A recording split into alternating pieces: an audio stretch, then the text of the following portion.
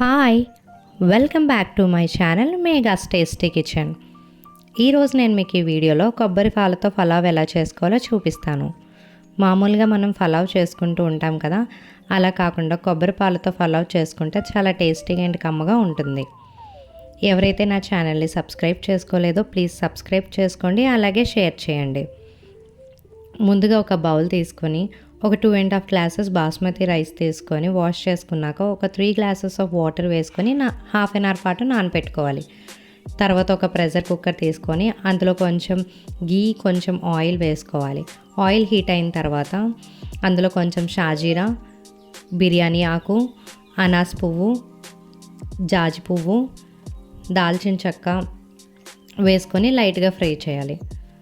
అలా ఫ్రై అయిన దాంట్లో ఒక 2 పెద్ద ఆనియన్స్ తీసుకొని స్లైసెస్లా కట్ చేసుకొని వేసుకోవాలి. తర్వాత ఒకసారి బాగా కలుపుకొని ఆనియన్స్ అన్నవి కొంచెం ఫ్రై అయిన తర్వాత అందులో ఒక 10 నుంచి 12 పచ్చిమిరపకాయలు తీసుకొని వేసుకోవాలి. తర్వాత ఆనియన్స్ అనేవి కొంచెం ఫ్రై అయిన తర్వాత అందులో కొంచెం అల్లం వెల్లుల్లి పేస్ట్ వేసుకొని అల్లం వెల్లుల్లి పేస్ట్ పచ్చివాసన పోయినంత వరకు ఫ్రై చేసుకోవాలి. అలా ఫ్రై అయిన దాంట్లో ఒక 10 నుంచి 15 జీడిపప్పు, గరం మసాలా వేసుకొని కొంచెం ఫ్రై చేసుకోవాలి. కొంచెం కొత్తిమీర కూడా వేసుకోవాలి. తర్వాత మనం ముందుగా నానబెట్టుకున్న బాస్మతి రైస్ని ఇందులో వేసుకోవాలి. 3 గ్లాసెస్ ఆఫ్ వాటర్ ఆల్రెడీ వేసుకున్నాను కదండి. తర్వాత 2 గ్లాసెస్ ఆఫ్ నేను కోకోనట్ మిల్క్ వేసుకున్నాను. తర్వాత అందులో కొంచెం సాల్ట్ వేసుకొని బాగా కలుపుకోవాలి. తర్వాత